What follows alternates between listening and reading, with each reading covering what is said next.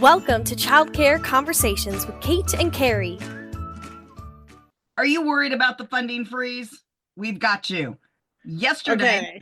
Okay. I mean, we did a Zoom office hours. This is something I used to do during COVID times, and I kind of feel a little bit like we're back in COVID times as far as things change day by day or sometimes hour by hour.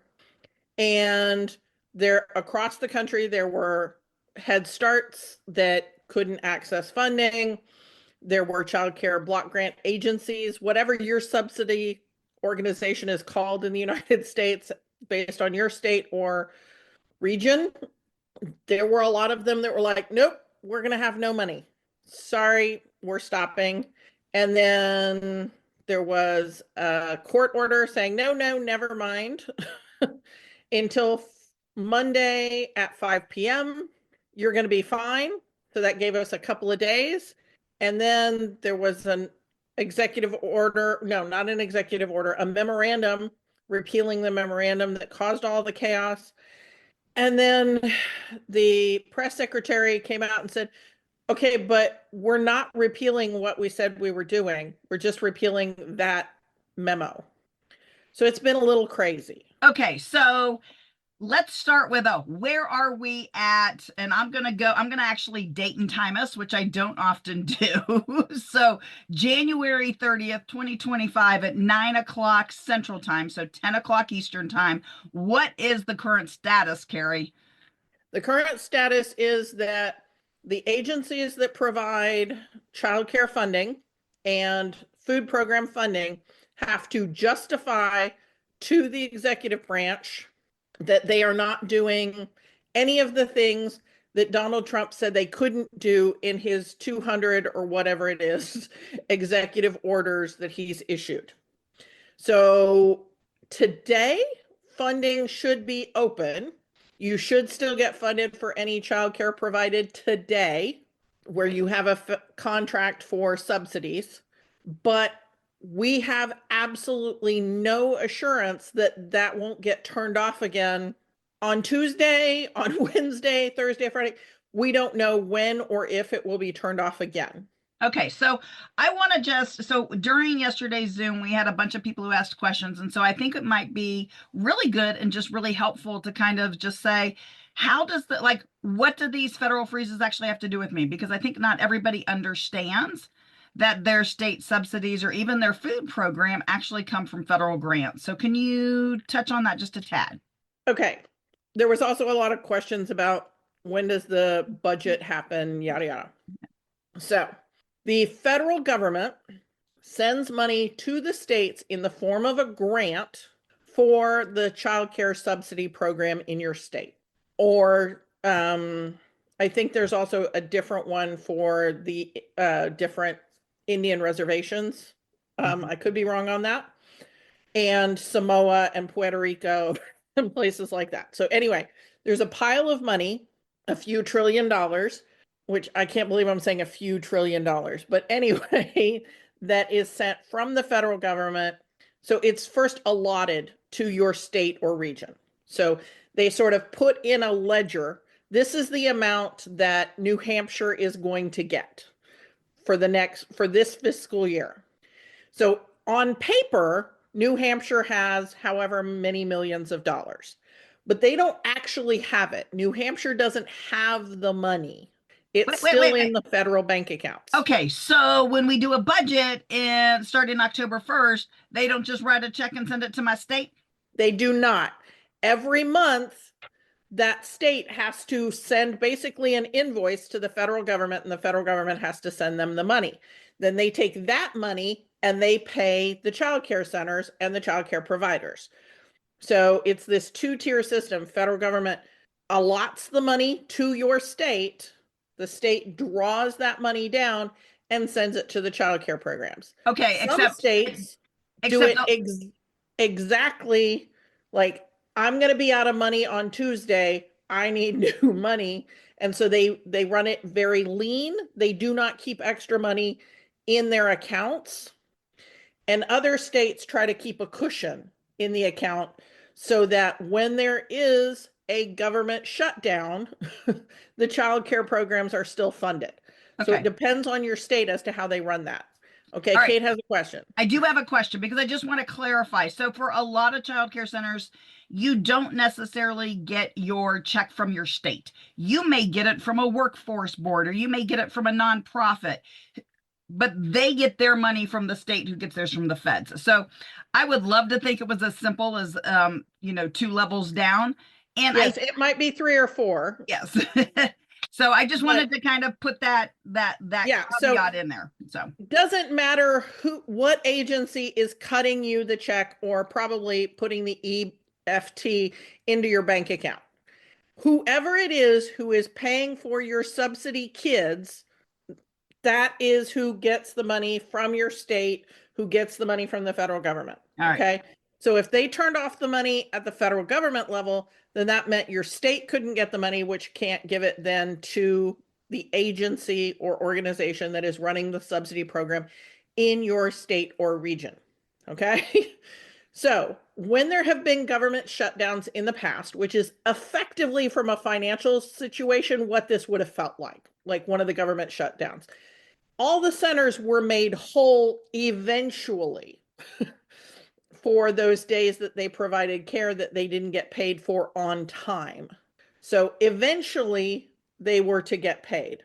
Now, I will say that some states contracted to spend more money with childcare providers than they were actually getting from the federal government. And so sometimes there are states that are in arrears to the childcare programs. That's not what we're talking about here.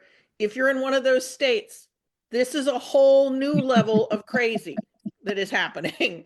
So if you're in one of those states where the state has not paid you yet for care you provided to children 3 months ago, that's not what we're talking about. We are instead talking about the people who were the money getting to the state.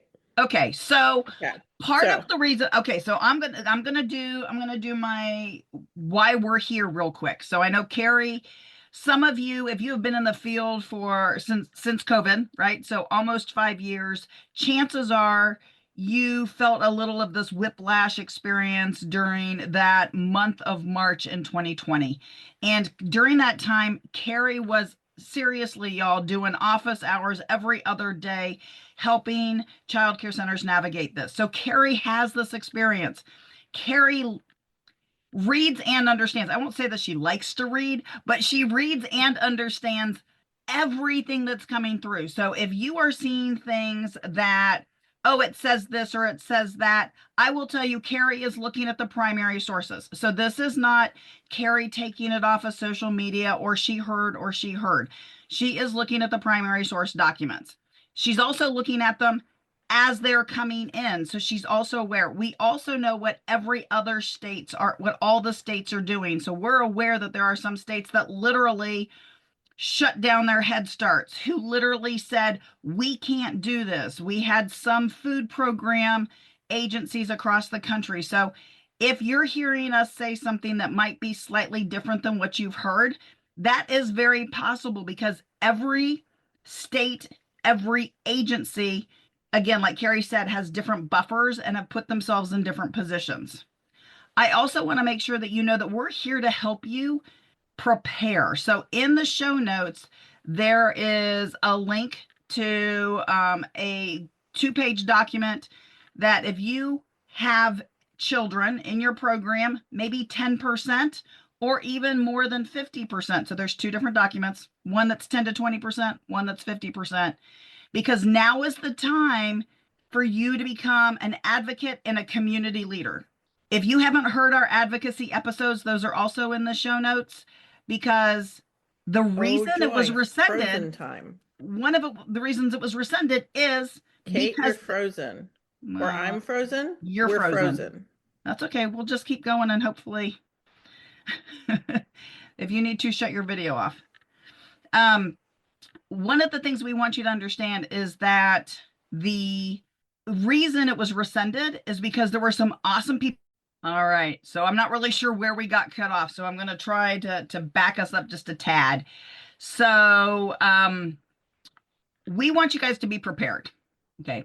bottom line, we want you to be able to ask questions, understand, and we want to prevent that panic that I think some of you are feeling, some of you who might even be up late at night.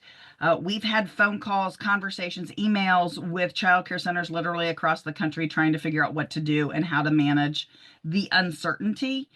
And if, again, not everybody who is listening to this episode has been around for over 5 years in your leadership role. So we want you to know that we're here. Check out the show notes, look for the prepare. And the reason things are getting rescinded is because people are being a squeaky wheel. So if you want childcare to be at the forefront and to make sure that we're getting fully funded, make sure that you're calling your legislators, state, local, and national, not just the national folks, not just email, pick up the phone and talk to them about the workforce piece.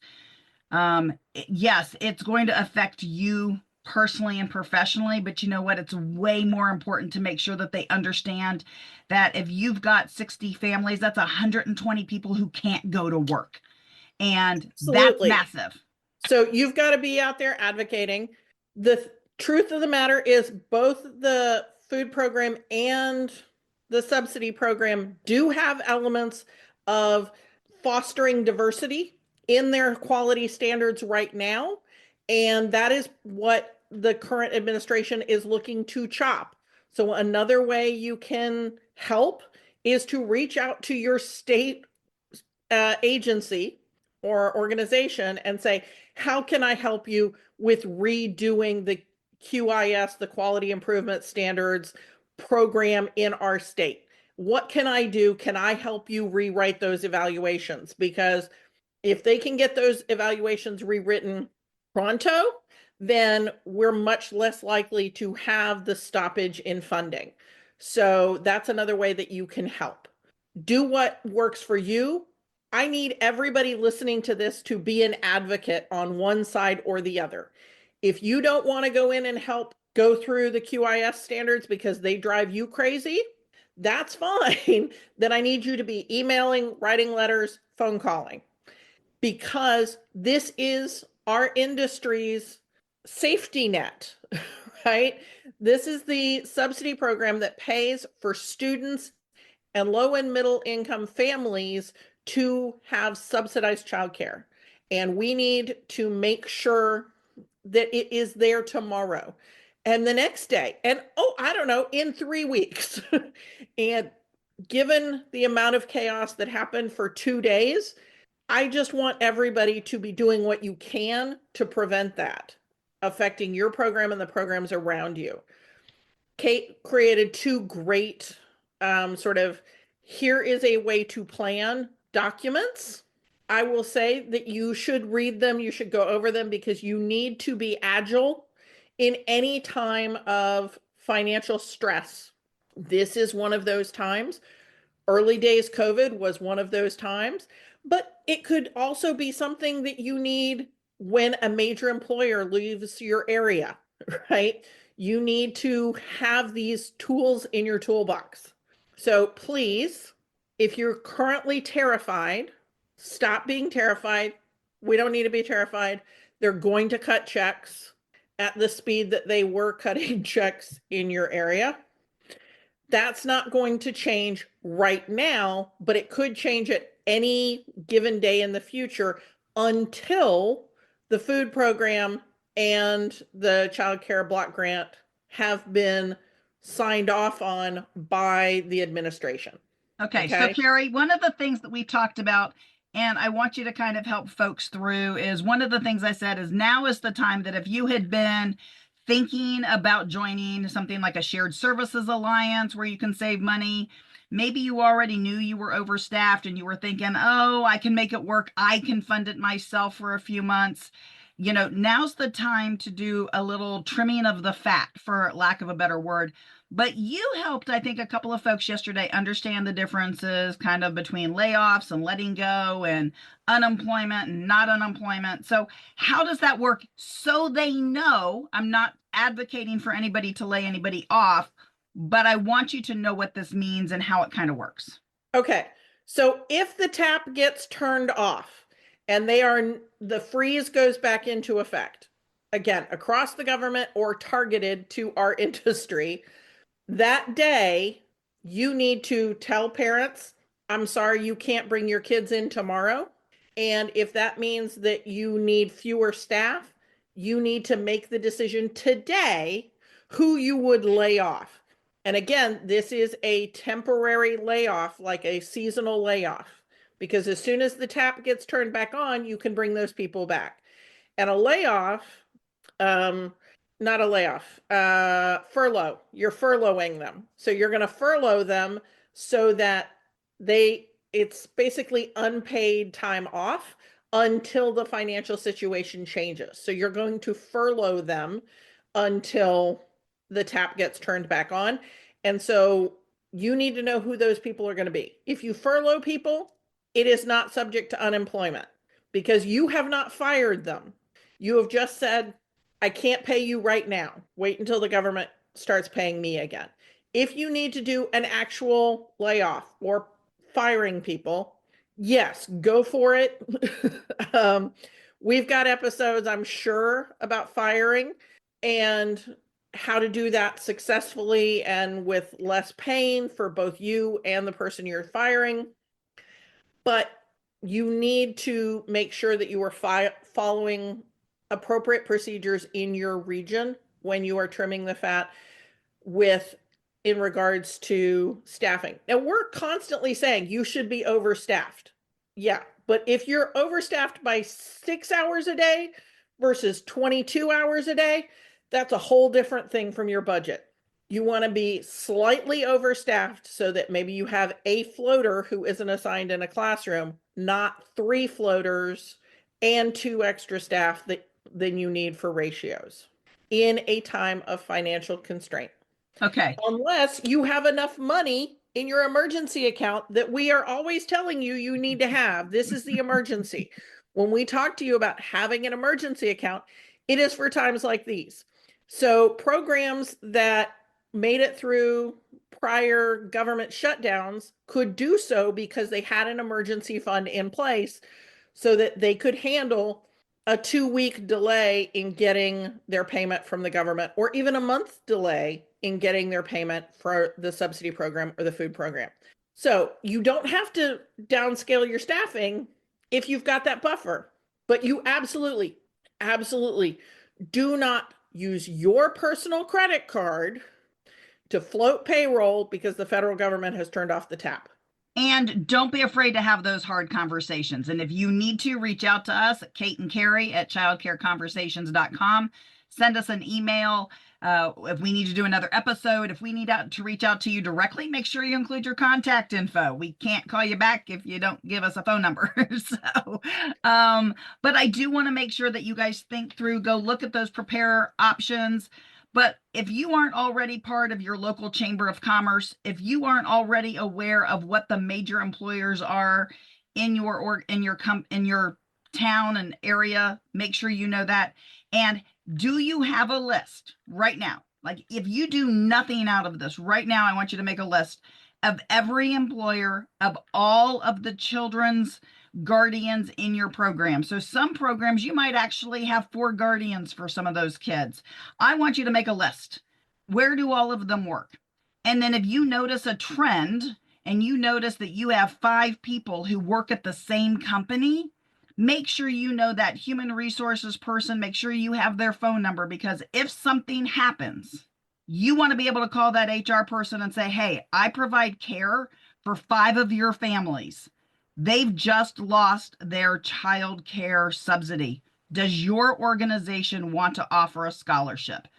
This doesn't have to be you. This is bringing that community together. And we've got a lot of other ideas that we can sit here and talk about and help you through. We also think that if you are not a leader in your community, in other words, if you've got 7, 8, even 3 childcare centers in your community, somebody might have to step up and say, hey, how can the 3 of us work together? Whether it's because of staffing, whether it's because of families, ratios, how can the 3 of us work together to support the children in our community, the working parents in our community? Somebody needs to take that lead, and why not be you? And this is my shameless plug. Don't forget to get on the news. Don't forget to use this as a public relations outreach. I know it seems like a kind of catty, but people need to know, and people only know what you tell them. And so it's all about the children. It's all about that workforce. This is not about you. Yep. It is making sure that people understand how childcare is the workforce behind the workforce. And again, we're not trying to be alarmist in any way. We're saying this is what has happened. And based on the reading of the executive orders, okay, this is what could happen again. It doesn't mean it will. We're not saying it will. We just want you to be prepared, just like we have fire drills every month. Not because we're saying your building's going to catch on fire, but because you need to be prepared in case it does. Okay? These things happen. There are government shutdowns. There are all kinds of things that can impact your program, and you need to have a plan for how you're going to address it when or if it does. Okay? So I hope this has helped and not wound you up, but instead de-escalated you, because you're like, cool, I got a plan. This is how I'm going to advocate, and this is how I'm going to protect myself from this problem. Okay? That's what we're trying to do with this episode. We're going to get it out as soon as we possibly can, and reach out to us. There in your podcasting app, there is a way for you to send us a direct message. If you can't figure that out, email us at Kate and Carrie, spelled out, at Childcare Conversations. If you don't know how to spell any of that, look at the name of the podcast. It is Childcare Conversations with Kate and Carrie. So you're just going to take the Kate and Carrie part and then go at childcareconversations.com. Okay. So we'd love to hear from you. We're here to help. And we will talk to you in a few days, not next week, because, well, I guess it'll be next week. Anyway, if this show was helpful to you, please share the show with other people who should know. Share it with your NAEYC affiliate. Share it with your Child Care Association affiliate. Share it far and wide. We're here to help. Talk to you soon. Bye. Thank you for listening to Childcare Conversations with Kate and Carrie. Want to learn more? Check out our website at texasdirector.org. And if you've learned anything today, leave us a comment below and share the show.